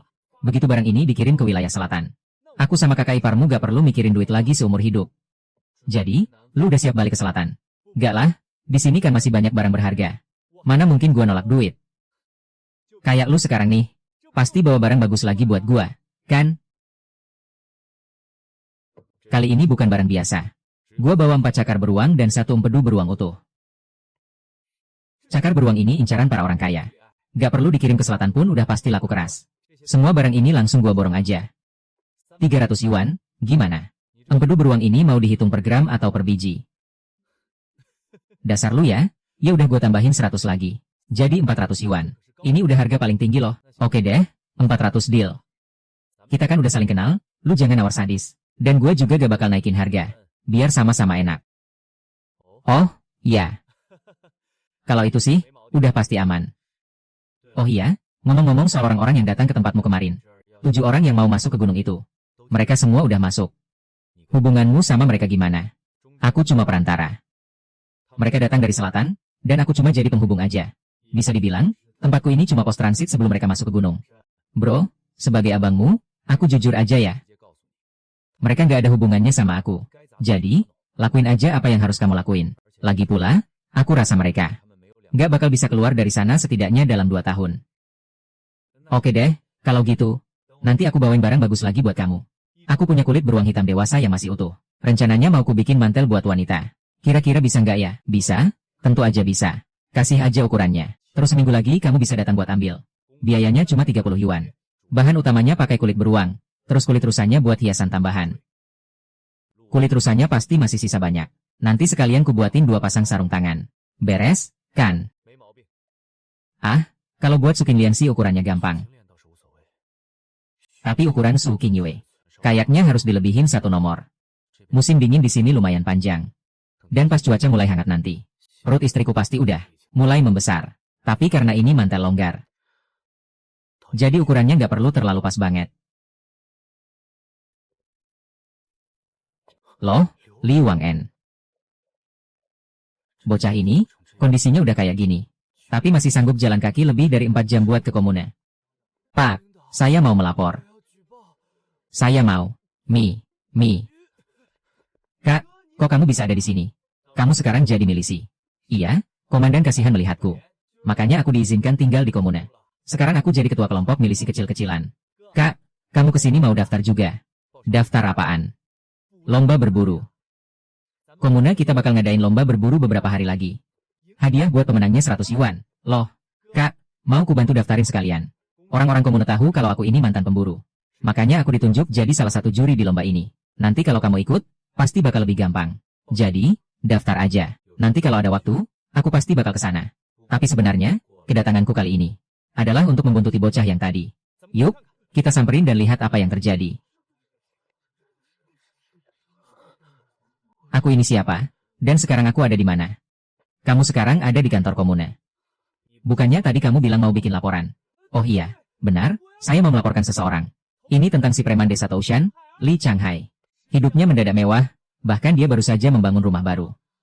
Saya curiga dia melakukan penimbunan barang ilegal. Atau bahkan merampok makam demi mendapatkan uang. Wah, kalau kamu nggak bilang, aku sendiri nggak bakal tahu. Kalau aku dituduh menimbun barang, apalagi sampai merampok makam. Mana buktinya? Jawab, kalau bukan begitu, gimana caramu menjelaskan kejadian beberapa hari lalu? Waktu itu kamu miskin banget sampai mau menjual adik iparmu. Tapi kenapa sekarang tiba-tiba bisa sekaya ini? Kenapa aku harus menjelaskan hal itu padamu? Gak bisa dong cuma modal. Imajinasi liarmu itu, aku langsung dinyatakan bersalah. Kalau logikamu begitu, aku juga bisa menuduhmu melakukan tindakan asusila. Jadi, kamu yang dituduh menimbun barang dan merampok makam. Bukan saya? Pak, saya nggak tahu apa-apa. Itu kan tindakan yang melanggar hukum. Mana mungkin saya berani melakukan hal ilegal seperti itu? Salah atau enggaknya kamu, bukan kamu yang menentukan. Sebelum penyelidikan selesai dilakukan. Statusmu saat ini masih sebagai tersangka. Aku selalu percaya, kejahatan sekecil apapun pasti akan meninggalkan jejak. Karena kawan ini sudah melaporkanmu. Pasti masih ada barang bukti di rumahmu. Yang belum sempat kamu sembunyikan, kan? Enggak ada barang curian sama sekali. Kalau nggak percaya, Periksa saja sendiri. Benar-benar keras kepala ya. Siapkan semuanya, kita berangkat ke desa Taushan sekarang juga. Aku ingin melihat sendiri seberapa mewah kehidupan yang dijalani oleh bocah ini. Kawan, kamu tenang saja dan istirahatlah di sini. Gak usah takut pada apapun. Kami pasti akan menegakkan keadilan untukmu. Dan memastikan kamu merasa aman di bawah perlindungan kami. Terima kasih banyak, Pak. Terima kasih. Bawa Li Changhai, kita langsung menuju desa Taushan. Anak ini tumbuh besar di depan mataku sendiri. Dia nggak mungkin melakukan hal sekeji itu. Kalian pasti sudah salah paham. Aku pegang ucapanmu. Tapi kalau sampai di rumahnya, kami menemukan barang-barang mencurigakan. Tindakanmu ini sama saja dengan melindungi pelaku kejahatan. Melihat situasi yang mendesak, dia akhirnya setuju untuk mengantar mereka. Namun, dia tetap yakin kalau Changhai tidak bersalah. Dan menuduh mereka telah salah menangkap orang baik. Sesampainya di sana, sang adik ipar langsung bertanya dengan panik tentang apa yang sebenarnya terjadi. Kenapa tiba-tiba ada begitu banyak orang yang datang? Dia mencoba menenangkan mereka dan menyuruh mereka mendekat. Petugas menjelaskan kalau Li Changhai dicurigai melakukan spekulasi ilegal, serta penjarahan makam, sehingga mereka harus melakukan penggeledahan. Mereka juga memperingatkan agar siapapun yang tahu sesuatu segera bicara, jika tidak ingin ikut terseret sebagai kaki tangan. Mendengar itu, dia menantang mereka untuk menggeledah, tapi meminta agar tidak menakut-nakuti istrinya. Apalagi sang istri sedang hamil, dan dia tidak ingin terjadi sesuatu yang buruk padanya. Namun, petugas itu dengan dingin mengatakan kalau dia tidak akan punya kesempatan lagi. Tanpa basa-basi, perintah untuk menggeledah pun langsung diteriakkan. Setelah memeriksa seluruh sudut, anak buahnya melaporkan hanya menemukan daging babi, daging beruang, tepung terigu, dan bahan makanan lainnya, serta beberapa pakaian baru, tanpa ada barang bukti yang mencurigakan. Kesal karena tidak menemukan apa-apa, sang komandan mendesak di mana barang-barang itu disembunyikan. Salah satu anggota mencoba membela dan mengatakan kalau kakaknya pasti telah difitnah, dan meminta untuk mempertimbangkannya kembali. Namun, komandan itu malah murka dan langsung memecatnya karena dianggap melindungi pelaku. Dia kemudian teringat kalau Changhai sedang membangun rumah, dan mencurigai kalau barang-barang curian itu telah disembunyikan di area proyek pembangunan tersebut. Tanpa membuang waktu, mereka pun langsung menuju ke lokasi pembangunan. Changhai pun menyindir mereka, mengatakan kalau orang bodoh sekalipun tidak akan menyembunyikan barang di dalam tembok, karena harus menghancurkannya saat ingin mengambilnya. Namun, si pelapor tetap bersikeras menuduhnya menyembunyikan barang di dalam tembok tanpa ragu sedikit pun. Dia sangat yakin kalau barang bukti itu tertanam di sana. Changhai pun menantang siapa saja yang berani menghancurkan tembok itu. Sebab, dia sudah bersusah payah membangun rumah tersebut. Bagaimana mungkin mereka bisa menghancurkannya begitu saja? Sang komandan menegaskan kalau dia hanya menjalankan tugas karena adanya laporan resmi. Sehingga dia wajib menyelidiki kasus ini sampai tuntas. Tiba-tiba, sebuah mobil jeep militer yang sangat langka di wilayah itu datang mendekat. Semua orang pun heran melihat mobil itu bisa sampai ke tempat terpencil seperti ini. Ternyata, yang datang adalah kenalan penting Changhai yang langsung menyapanya. Pria itu kemudian bertanya tentang situasi yang terjadi kepada para milisi di sana. Dia langsung mengenali sang komandan dan menanyakan apa yang sedang dia lakukan. Dia menegaskan kalau adiknya ini tidak mungkin dituduh melakukan kejahatan keji seperti itu, hanya karena hidupnya mulai membaik. Wajar saja jika ada orang-orang iri yang ingin menjatuhkannya. Namun, dia menyayangkan sikap sang komandan yang begitu mudah terhasut, karena tidak ada bukti kuat yang ditemukan. Itu sudah membuktikan kalau Changhai hanyalah korban fitnah. Sikap keras kepala Wu Aijun ini benar-benar membuatnya kecewa. Dia pun memerintahkan Wu Aijun untuk menemuinya di kantor kabupaten besok. Karena ada banyak hal penting yang harus mereka bicarakan secara serius. Sekarang, bawa anak buahmu dan pergi dari sini. Baik, Pak. Saya permisi pergi dulu. Changhai ini memang anak yang pintar sejak kecil. Aku sudah tahu kalau dia bakal jadi orang sukses suatu hari nanti. Syukurlah, akhirnya Changhai baik-baik saja. Kamu sudah menyelamatkan nyawa istriku. Kebaikanmu ini tidak akan pernah kulupakan. Kak, kita orang Dongbei memang suka menolong. Jadi jangan sungkan. Itu cuma bantuan kecil kok. Bagaimana kalau kamu ikut denganku ke Shangjing? Aku pasti akan pergi ke Shangjing. Tapi tidak sekarang. Masih banyak hal yang harus kuselesaikan di desa ini. Nanti kalau kamu ke Shangjing, jangan lupa cari aku ya. Aku tinggal di sana. Baiklah. Kak, dan para petinggi sekalian, istriku sedang memasak ayam di rumah. Aku juga akan memasak beberapa hidangan tambahan. Dan menyiapkan camilan untuk kita. Kalian harus mencicipi arak khas buatan desa kami. Wah, boleh juga. Hidangan liar dari Gunung Changbai memang tidak ada duanya. Mari kita coba. Pak, dengan begini, bukankah aku sudah berjasa besar? Pak, kenapa Anda memukulku? Aku kan. Aku memukulmu karena kamu suka memfitnah orang lain. Gara-gara kamu, aku kena semprot atasan. Masih berani-beraninya minta penghargaan. Sudah, hentikan. Dia sudah pingsan. Lagi pula dia baru saja sembuh dari sakit parah. Kondisi tubuhnya masih sangat lemah. Kalau dipukul lagi, dia bisa mati. Panggil 2 orang untuk membawanya kembali ke desa. Baik, akan segera kuatur. Oh ya, suruh Koshiu yang melakukannya. Bukannya Anda menyuruhnya keluar dari milisi. Dia, itu kan cuma emosi sesaat. Sekarang, kita tidak hanya menahannya, tapi juga akan memberinya tanggung jawab besar. Aku ingin melatihnya agar bisa menggantikan posisiku nanti. Kenapa malah bengong? Cepat pergi sana. Sayang, bagaimana bisa kamu kenal dengan pejabat tinggi seperti itu? Bahkan bupati saja sangat menghormatinya. Beberapa hari lalu saat aku pergi menjual ginseng. Kebetulan dia sedang mencari ginseng untuk menyelamatkan nyawa seseorang. Jadi, aku memberikan ginseng liar berusia 15 tahun milikku kepadanya. Dari sanalah kami saling mengenal. Sungguh tidak disangka. Kamu bisa berteman dengan orang sehebat itu. Pantas saja nasibmu cepat berubah. Kaya dari mana? Ini cuma keberuntungan saja. Kalian ini terlalu berlebihan memujiku. Hal itu malah membuatku jadi merasa agak sungkan.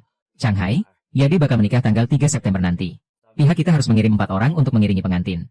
Ditambah kamu sendiri. Karena istrimu sedang hamil dan tidak leluasa. Apakah sebaiknya King Lian yang ikut pergi? Atau kita cari kerabat perempuan yang lain? Kak, pergilah. Lagi pula kamu kan sudah dianggap seperti mak comblangnya. Sangat wajar jika kamu mewakili kakak untuk mengantarnya. Lagi pula di sana kamu bisa makan enak. Sekalian mencicipi makanan khas daerah mereka. Baiklah kalau begitu. Kakak ipar, aku baru dengar kalau Li Wang En sudah dipulangkan. Kabarnya dia dipukuli sampai babak belur. Bahkan sampai tidak bisa bergerak sama sekali. Milisi desa sampai harus mengangkutnya pulang menggunakan gerobak. Setelah menghancurkan masa depan Wu Aichang.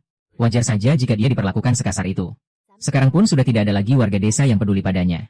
Kepala desa bahkan langsung memindahkannya ke gubuk reot yang ada di area pabrik. Saat ini, dia pasti benar-benar menyesali perbuatannya. Terlepas dari dia menyesal atau tidak, itu urusan nanti. Yang terpenting, kamu harus bisa mengambil pelajaran dari kejadian ini. Ingat, menjaga kehormatan dan nama baik itu adalah hal terpenting seumur hidup. Aku kan sudah tahu soal itu dari dulu. Kenapa malah memarahiku? Sudahlah, sana main dulu. Kakak ipar, bagaimana bisa kamu membuat makanan ini? Seumur hidupku, baru kali ini aku memakan hidangan selezat ini. Ini adalah mie khas daerah barat laut, namanya mie tarik. Kuliner mie di sana sangat beragam. Bahkan kamu bisa makan menu yang berbeda setiap hari selama berbulan-bulan. Tapi, kamu kan orang asli timur laut yang bahkan belum pernah keluar dari desa ini. Bagaimana bisa kamu tahu cara membuat makanan khas daerah sana? Sayang, jujurlah padaku. Apakah tubuhmu ini sedang dirasuki roh lain? Apakah kamu benar-benar Li Changhai yang kukenal? Coba tatap mataku. Maaf, aku tidak bermaksud untuk menanyakan hal itu. Tolong jangan pukul aku. Aku berjanji tidak akan pernah menanyakannya lagi. Kakak ipar, sepertinya pikiran kakakku sedang kacau. Ingat, dia sedang mengandung anakmu. Sebenarnya, setengah bulan yang lalu aku bermimpi. Dalam mimpi itu, aku melihat betapa hancurnya hidupku setelah kehilangan kalian. Dan semua penderitaan yang kulalui setelah pergi dari desa ini. Semua itu terasa begitu nyata. Karena itulah, aku bertekad untuk memperlakukan kakakmu dengan jauh lebih baik. Aku ingin menebus semua kesalahan dan utang budiku padanya di masa lalu. Aku berjanji akan membuat kakakmu menjadi wanita paling bahagia di dunia ini. Dan yang terpenting, Li Changhai tetaplah Li Changhai yang dulu, tidak pernah berubah. Sayang, maafkan aku ya. Mulai sekarang, aku tidak akan pernah meragukanmu lagi. Tidak apa-apa, aku sama sekali tidak memasukkannya ke dalam hati. Sudahlah, Dek, tolong cuci piringnya ya. Aku mau jalan-jalan keluar sebentar. Kawan, inilah desa kecil tempat tinggal kakakmu ini. Ingat baik-baik wajah para penduduk di sini. Kamu ini kenapa sih? Jangan-jangan ada situasi darurat. Sebenarnya apa yang terjadi? Serigala liar turun dari gunung. Sepertinya salju akan segera turun. Makanya binatang buas di gunung mulai keluar untuk mencari makan. Lihat saja, mereka bahkan sampai menggigit mati seekor domba. Padahal berat domba ini mencapai 50 kilo. Yang penting orangnya selamat. Karena dombanya sudah mati, sembelih saja sekalian. Lalu bagikan satu pon daging dan tulang domba ini ke setiap rumah. Sepertinya mulai malam ini, kita harus mulai menjadwalkan ronda malam. Sebab untuk beberapa waktu ke depan, serigala atau bahkan binatang buas besar lainnya pasti akan sering berkeliaran di sekitar sini. Tenang saja, Pak Kades. Malam ini juga kami akan langsung mengatur jadwal patroli. Changhai, singamu ini ternyata hebat juga ya. Cepat sekali dia melumpuhkan serigala liar itu. Padahal serigala ini bisa dibilang termasuk salah satu predator yang cukup tangguh. Kuliti ketiga serigala ini dan ambil dagingnya. Lalu berikan kulitnya pada Changhai. Sementara waktu ini, kamu tinggallah dulu di desa bersama Bibi. Jangan tinggal di sini lagi. Bawa juga domba-dombamu ke sana. Baiklah, tidak masalah. Pemuda ini dan kucing besarnya benar-benar luar biasa. Hebat sekali mereka. Tentu saja. Changhai, ayo ikut aku sebentar. Bu, cepat buatkan teh. Minum teh tengah malam begini, apa kamu tidak mau tidur? Malah cari perkara saja. Ternyata ada Changhai. Maklum ya, orang desa memang kurang paham sopan santun. Shanghai, jangan dimasukkan ke dalam hati ya. Paman, kalau ada apa-apa langsung bilang saja padaku. Lagi pula hubungan kita kan sudah dekat. Sebenarnya ini bukan masalah besar sih. Bukankah beberapa hari lagi akan ada kompetisi berburu di komun kita? Kamu udah daftar belum? Temanku bilang dia bakal daftarin aku. Kalau ada waktu aku bakal dateng, tapi kalau sibuk ya gak usah. Di komuna kita kan ada 8 desa. Selain juara pertama kategori individu dapat hadiah 500 yuan. Desa yang menang juga bakal dapat bonus 1000 yuan. Maksudku, gimana kalau kamu pimpin 4 pemburu lain dari desa kita? Kalian pergi bareng, dan kalau berhasil bawa pulang gelar juara desa, aku bakal ambil 300 yuan dari total hadiah itu, buat bonus khusus buat kamu.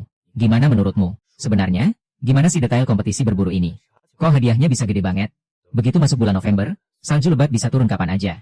Saat-saat seperti inilah serigala, beruang hitam, dan hewan liar lainnya paling sering turun gunung untuk mencari makan. Mereka gak cuma bisa melukai warga, tapi juga memangsa hewan ternak. Yang jelas bikin komun rugi besar. Tujuan para petinggi mengadakan ini, pertama untuk melindungi warga, sekaligus memberikan kesejahteraan bagi kita, dengan membasmi hewan-hewan buas yang meresahkan. Kedua, biar mereka gak kena sanksi akibat kerugian yang disebabkan oleh hewan-hewan itu, dan bahkan bisa dapat penghargaan dari atasan. Terus, apa aja aturan main di kompetisi berburu ini? Kita bakal berburu serigala, beruang hitam, babi hutan, dan hewan berbahaya lainnya di pinggiran gunung. Intinya, semua hewan yang mengancam keselamatan warga. Aturan mutlaknya cuma satu. Sesama pemburu dilarang saling melukai. Tentu saja aku ikut, karena paman sendiri yang minta, aku gak bisa nolak. Bagus, itu baru keponakanku.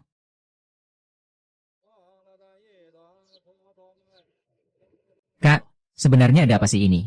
Kenapa prosesnya dibikin ribet banget? Aku pikir kita tinggal pasang balok atapnya aja langsung. Kamu tonton aja dulu. Nanti juga bakal ada bagianmu kok. Ternyata ritual pasang balok atap rumah baru di desa punya banyak aturan adat ya. Kak, tugasku udah selesai kan? Udah selesai? Kalau kamu ada urusan lain, pergi aja. Tapi karena hari ini hari spesial, makan siang kita harus mewah ya. Gampang itu. Kebetulan kemarin aku sempat metik jamur liar.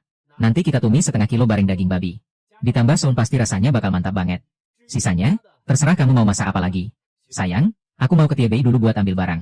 Kamu pulang duluan aja bareng adik ya. Boleh saja kalau mau jalan-jalan di sekitar sini, tapi hati-hati ya. Jangan sampai kecapean. Setelah ini, aku mau pergi ke kota dulu untuk belanja. Mungkin baru pulang nanti sore. Kalau begitu, hati-hati di jalan ya. Aku dan King Ling akan menunggumu pulang untuk makan malam bersama. Kak, cepat ke sini. Kalian ini sebenarnya sedang apa sih? Kenapa malah bersembunyi di dalam sini? Kak, bukannya MAU ditangkap dan dibawa ke kota kabupaten. Para bandit yang datang kemari lusa tidak berhasil menemukannya. Jadi kemarin mereka mengirim surat ancaman. Mereka mengancam akan membantai seluruh desa TBI hari ini. Tenang saja, Kak. Kita punya 2 senapan semi otomatis tipe 56. 5 senapan mesin ringan ZB26. Dan 2 mortir. Lengkap dengan 5 amunisinya. Begitu mereka datang, kita langsung hujani dengan tembakan. Dan buat mereka kocar-kacir. Aku yakin kita bisa menyelesaikan pertempuran ini dalam waktu 5 menit saja. Kalian memang punya senjata berat. Tapi apa kalian pikir musuh tidak punya? Bagaimana kalau mereka juga punya mortir? Atau bahkan pelontar granat sederhana? Mereka bisa langsung meledakkan bengkel pandai besi ini. Dan menghabisi kita semua sekaligus. Kak, bagaimana kalau kamu saja yang mengatur strategi pertempuran kita? Mana bisa begitu? Aku kan bukan anggota pasukan milisi kalian. Tapi kamu bisa langsung melihat kelemahan kami. Jadi aku yakin kamu punya bakat untuk memimpin. Kak, ini kan pertama kalinya. Adikmu ini menjalankan misi sendiri. Kamu harus membantuku. Baiklah, aku akan coba. Kawan. Kamu lihat bukit kecil setinggi 50 meter di sana. Bawa 10 orang untuk bersiap di sana. Gunakan 5 senapan mesin ringan untuk menembak secara bergantian. Lalu kamu, bawa 8 orang bersembunyi di dalam ruang bawah tanah sebelah sana. Gunakan senapan berburu untuk menyerang musuh yang mendekat. Sisanya ikut denganku menjaga dinding batu di gerbang desa. Simpan mortir untuk saat-saat genting. Begitu mendengar suara ketukan kayu, segera lakukan tembakan perlindungan bergantian. Jika aku mengangkat kain merah ini, pusatkan semua tembakan. Dan jika bendera putih dikibarkan, segera mundur. Hebat, Kak, sudah kubilangkan, kamu memang punya bakat memimpin. Ah, aku tidak sehebat itu. Semua orang yang pernah main game CS pasti tahu cara menyusun taktik seperti ini. Kalian tinggal ikuti saja instruksiku. Bersiaplah, hari ini kita akan meraih kemenangan besar. Tapi, mungkinkah mereka hanya menggertak dan tidak akan datang?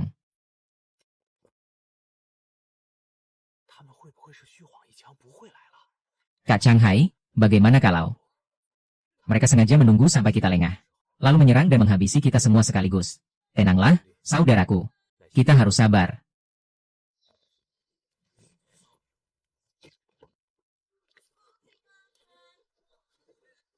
Jangan panik, dan tunggu aba-abaku.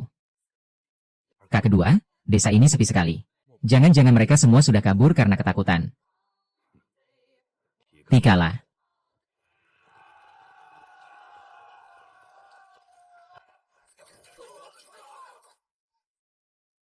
Awas jebakan.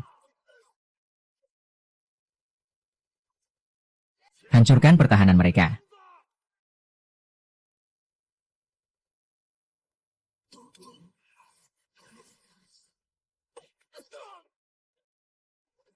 Jangan banyak bicara, maju terus. Semuanya, serang.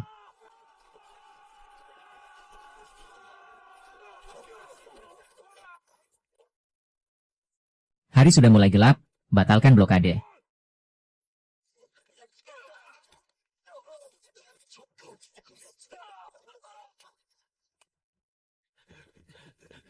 Sebagian dari kalian kembali untuk membersihkan medan perang. Dan sisanya ikut aku mengejar mereka. Sialan, Kak kedua, mari kita lawan mereka sampai mati. Kecuali jika benar-benar terdesak. Jangan bertindak gegabah. Jika ada kesempatan untuk lolos, kita harus mencari jalan untuk kembali. Dengar, kalian semua sudah dikepung. Segera letakkan senjata dan menyerahlah. Jika tidak, kami tidak akan segan-segan menghabisi kalian. Kak, tidak usah banyak bicara dengan mereka. Langsung saja kita bom tempat ini sampai hancur. Mereka hanyalah sekumpulan pengecut yang kejam. Berikan mereka satu kesempatan terakhir. Jika masih menolak menyerah, langsung habisi saja. Kak kedua, mereka sudah bersiap meledakkan kita. Kenapa kita masih diam saja? Kak kedua, ini satu-satunya granat yang kita miliki. Begitu kakak memberi perintah, aku akan maju dan meledakkan diri bersama mereka. Saudaraku, setelah kita berhasil lolos dari situasi ini, aku berjanji akan membalaskan dendammu. Semuanya, cepat mundur. Tangkap mereka hidup-hidup. Ayo cepat. Serang. Hebat juga kemampuan memanahmu. Sayang sekali kakak tertuaku tidak ada di sini hari ini. Jika tidak, dia pasti bisa mengajarimu cara memanah yang benar. Tidak ada yang perlu dibandingkan dengan bandit kejam seperti kalian. Cepat ikat dia. Sebaiknya kau berdoa agar aku dihukum mati. Karena jika tidak, hidupmu tidak akan tenang. Aku, Tuan Kui, bersumpah akan menghabisi seluruh keluargamu. Kak, ini pertama kalinya aku membunuh orang. Kenapa tubuhku gemetaran terus dan gak bisa berhenti? Tarik napas dalam-dalam, gemetar itu hal yang wajar kok. Tapi ingat, mereka semua ini adalah penjahat yang kejam. Anggap saja mereka itu cuma binatang, atau sekadar mangsa buruan. Itu bakal bikin perasaanmu jauh lebih baik. Benar juga sih. Sudahlah, entah mereka masih hidup atau sudah mati. Bawa saja semuanya ke kabupaten. Kali ini kamu berhasil bikin pencapaian besar lagi. Posisimu di koperasi pasti bakal makin disegani. Ini semua berkat bantuanmu, Kak. Aku berjanji akan bekerja keras. Biar nanti aku yang menanggung hidupmu. Lebih baik kamu cepat beres-beres lalu pergi dari sini. Jangan lupa minta tambahan orang untuk menjaga TBI. Meskipun kelompok bandit ini sudah hampir habis kita habisi. Tapi kalau masih ada yang tersisa, bisa saja mereka akan kembali untuk membalas dendam. Jangan lupa, mereka masih punya bos besar. Tenang saja Kak, aku akan mengatur semuanya dengan baik. Anak muda, aku tidak menyangka kamu punya bakat militer yang luar biasa seperti ini. Kamu benar-benar pria sejati. Anda terlalu memuji. Ini kan demi membasmi kejahatan bagi masyarakat. Baiklah, ini 30 anak panah yang kamu minta. Dan ini pedang milik MAU. Kalau kedepannya kamu butuh menempa sesuatu, datang saja langsung ke tempatku, gratis. Kalau begitu, aku tidak akan sungkan-sungkan lagi. Sekarang sudah jam 2 siang. Koperasi tutup jam 5 sore, jadi masih sempat untuk belanja. Bro, kok kamu bisa ada di sini? Kenapa beberapa hari ini nggak mampir ke toko? Belakangan ini aku agak sibuk, jadi jarang pergi ke gunung. Kamu sendiri sedang apa? Hari ini koperasi baru masuk barang baru, jadi aku kesini buat cari barang bagus. Kebetulan aku kenal dekat dengan kepala koperasi di sini. Pas banget kalau begitu, tolong bantu aku carikan beberapa barang juga. Aku butuh tisu toilet, sabun wangi, gula, dan... Gampang, itu masalah kecil. Begini saja, kamu tunggu dulu di tempatku sambil santai. Dan minum teh. Sekitar setengah jam lagi. Semua barang pesananmu pasti sudah siap. Oke, tidak masalah. Kamu sudah datang. Tadi aku sempat bertemu dengannya. Dia sedang membantuku menyiapkan barang-barang, dan menyuruhku menunggu di sini dulu. Katanya sekitar setengah jam lagi dia akan kembali. Baiklah kalau begitu, biar kakak buatkan teh hangat untukmu. Ini rumput emas yang baru aja didapetin sama kakakmu. Katanya khasiatnya bagus banget loh buat stamina cowok. Bisa-biasanya dia ngomong gitu. Kak, udahlah, gak usah mancing-mancing saya lagi. Kita kan udah sering kerja sama. Kalau ada perlu apa-apa, langsung tuh depan aja. Bro, soal barang antik yang waktu itu kamu ceritain ke kakakmu. Udah dijual belum? Waduh kak, kalau soal itu saya gak berani ikut-ikutan. Salah-salah bisa masuk penjara. Bahkan taruhannya nyawa. Itu sih kalau ketahuan publik. Lagian jual beli barang bersejarah ilegal kan emang dilarang keras. Tapi kalau cuma sekadar barang koleksi biasa, kita masih bisa main aman lah. Harganya jelas jauh beda dibanding ginseng liar berumur puluhan tahun. Bro, kakakku udah balik tuh.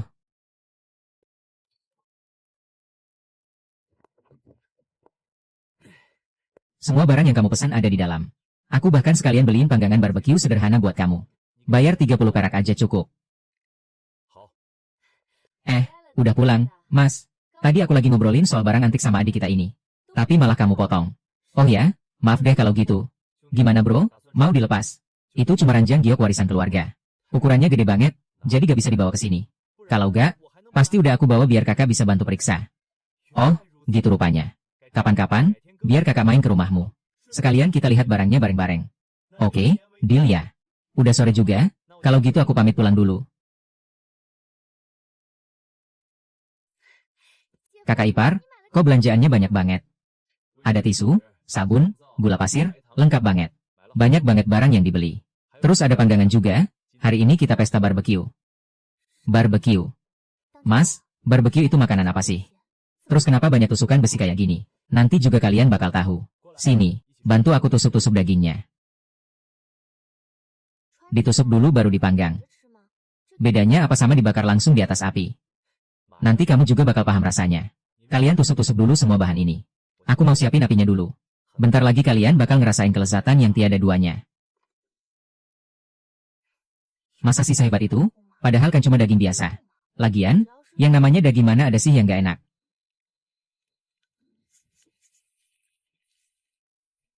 Kakak ipar, aromanya harum banget. Boleh nggak aku cobain satu tusuk dulu? Satu aja, deh. Belum matang, nanti kamu malah sakit perut kalau nekat makan. Semuanya harap sabar dulu. Dek, tolong ke dapur lagi dan ambil beberapa roti mantau, lalu potong tipis-tipis. Gila, aku belum pernah makan daging sana ini seumur hidupku.